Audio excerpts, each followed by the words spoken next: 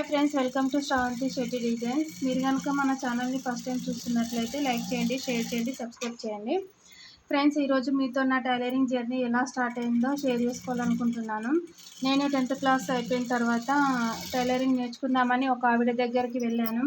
ఆవిడ hemming hooks, కాజాలు ఒక 1 వీక్ వరకు నేర్పించింది.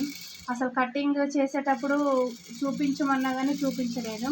అక్కడ నాకన్నా ముందు వెళ్ళి 2 మంత్స్ 3 మంత్స్ ముందు జాయిన్ అయిన వాళ్ళు కూడా అసలు కటింగే చూపించట్లేదు, ఓన్లీ హెమ్మింగే చేయించుకుంటుంది మార్నింగ్ నుండి ఈవినింగ్ వరకు అనేసరికి ఆమె చూపించదని నేను అనుకున్నా. కానీ ఒక 2-3 డేస్ చూద్దామని అనుకున్నా. 2-3 డేస్ కూడా ఆమె అలానే చేసింది. నాకు నచ్చలేదు, నేను రిటర్న్ వచ్చేసిన తర్వాత ఆమె కటింగ్ చేసేటప్పుడు మా ముందే కటింగ్ చేసేది, కానీ అది ఏంటి అనేది చెప్పకపోతుండే. అలా అయినా అది ఎలా కట్ చేయాలనేది ఇంట్రెస్ట్గా విని నాకు ఇంట్రెస్ట్ ఉంది స్టిచ్చింగ్ అనేది, అలా నేర్చుకొని నేను ఇంటికి వచ్చిన తర్వాత క్లాత్ కట్ చేసుకొని బ్లౌజ్ పీసెస్తో చిన్న బ్లౌజ్ పీసెస్ తీసుకొని ఆ బ్లౌజ్ పీసెస్తో నేను అలా ట్రై చేశాను. కానీ చాలా బ్లౌజ్ పీసెస్ పాడైనా పర్లేదు, కానీ మనకంటూ ఒక ఐడియా ఉంటుంది కదా అనేసి నేను ట్రై చేసి అలా మెల్లిగా స్టార్టింగే రాలేదు, చాలా ప్రాబ్లం అయింది, చాలా బ్లౌజెస్ కూడా వేస్ట్ అయ్యాయి. తర్వాత మెల్లిగా కొంచెం బాగా రావడం మొదలయ్యాక ఇంకొంచెం ఇంట్రెస్ట్ ఎక్కువైంది. ఆ ఇంట్రెస్ట్ ఎక్కువైన తర్వాత ఫస్ట్ మా ఇంట్లో బ్లౌజెసే చాలా రోజులు స్టిచ్ చేశాను. అయ్యో, అమ్మ వాళ్ళవి, నాన్నమ్మ వాళ్ళవి ఇలా ఉంటాయి కదా, అవి స్టిచ్ చేసిన తర్వాత అవి పర్ఫెక్ట్ అనిపించిన తర్వాతనే కొంచెం పక్క వాళ్ళవి కూడా స్టిచ్ చేశాను. ఫస్ట్ ఫ్రీగానే చేసి ఇచ్చాను అందరికీ. అలా స్టిచ్ చేసిన తర్వాత నా మీద నాకు నమ్మకం అనేది ఎక్కువైంది. అలాంటప్పుడు దానిపైన ఇంకొంచెం ఇంట్రెస్ట్ పెట్టి బ్లౌజులు పర్ఫెక్ట్ నేర్చుకొని బయట వాళ్ళవి కూడా స్టిచ్ చేసిన తర్వాత నేను డ్రెస్సులు కూడా అలానే నా ఐడియాతోనే మెల్లిగా నేర్చుకోవడం స్టార్ట్ చేశాను. అలా స్టార్ట్ చేసిన తర్వాత డ్రెస్సులు కూడా కొంచెం క్లిక్ అయింది. తర్వాత ఈ కొన్ని రోజులు అలానే స్టిచ్ చేసి తర్వాత మనకు ఇంప్రూవ్ అయిన తర్వాత వేరే వాళ్ళకి స్టిచ్చింగ్ చేసినప్పుడు నేను స్టార్టింగ్ బ్లౌజ్ 18 రూపీస్ ఉండే, చాలా సంవత్సరాలు అయిపోయింది కదా, దాదాపు 15 ఇయర్స్ దాటిపోయింది.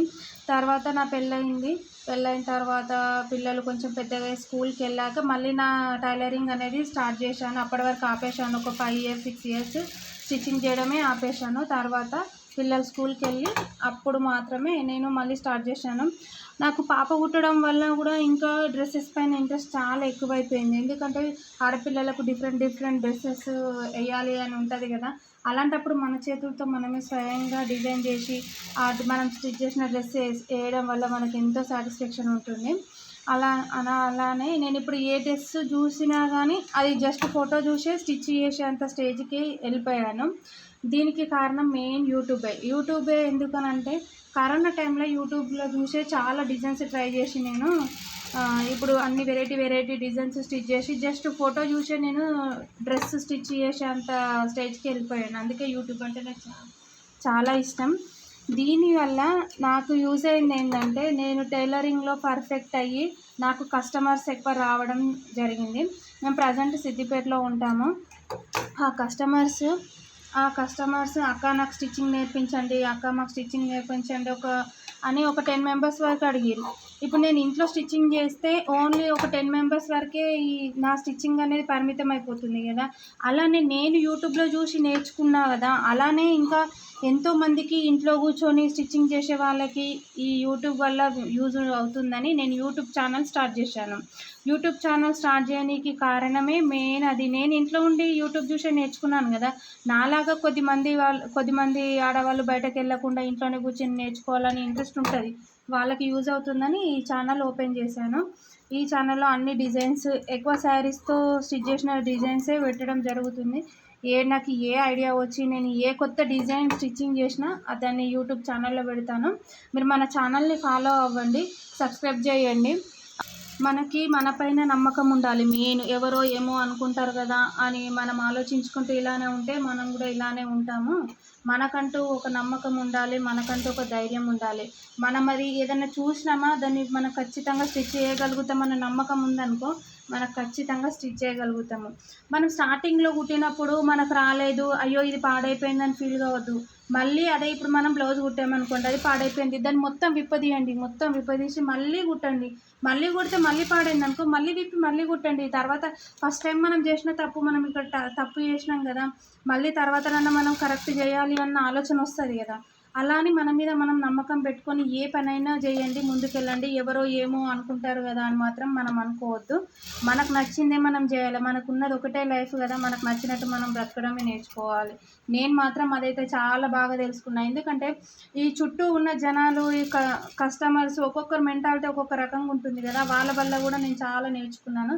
అందుకే నాకు నచ్చినట్టు నేను ఉండడమే నాకు అలవాటైపోయింది. నేను అలానే నేర్చుకుంటాను. నాకు నచ్చినట్టే నేను చేస్తాను. నేను మాత్రం ప్రతి ఒక్కరికి చెప్పేది ఏంటి అంటే, కొంచెం టైలరింగ్ టచ్ ఉన్న వాళ్ళు మాత్రం టైలరింగ్ని వదిలేయకండి. మీరు కొంచెం కొంచెం స్టిచ్ చేస్తూ ఉంటేనే మీ టైలరింగ్ అనేది మీకు ఇంప్రూవ్ అవుతుంది. ఒకసారి కుట్టగానే రాలే, నాకు వద్దు, బాగా రిస్క్ ఉంది, అది ఇది అని మాత్రం అనుకోవద్దు. మనం ఎంజాయ్ చేస్తూ స్టిచ్ చేసామనుకో, దీంట్లో ఉన్న సాటిస్ఫాక్షన్ దేనిలో కూడా లేదు. ఎందుకంటే మనకు ఎంత టాలెంట్ ఉంది అనేది, మనం ఎన్ని డిజైన్స్ ఓన్గా క్రియేట్ చేసే, మనం ఒక డిజైన్ ఓన్గా క్రియేట్ చేసి బయటకు తీసుకొచ్చినా అది 10 మందికి అర్థమవుతుంది కదా, 10 మందికి యూజ్ అవుతుంది కదా. అందుకని మనకు టాలెంట్ ఎంత ఉంటే అంత మనకు నచ్చిన డిజైన్ మనమే క్రియేట్ చేసుకోవచ్చు ఓన్గా. ఇది వీళ్ళది, ఇది వాళ్ళది అనేది ఏది లేదు. నీకు నచ్చినట్టుగా నువ్వు స్టిచ్ చేసుకోవచ్చు. కొత్త కొత్త డిజైన్స్ అన్నీ క్రియేట్ చేసుకోవచ్చు. ఏదో నా టైలరింగ్ జర్నీ మాత్రం ఇలా ఉంటుందని మీతో షేర్ చేసుకుంటున్నాను.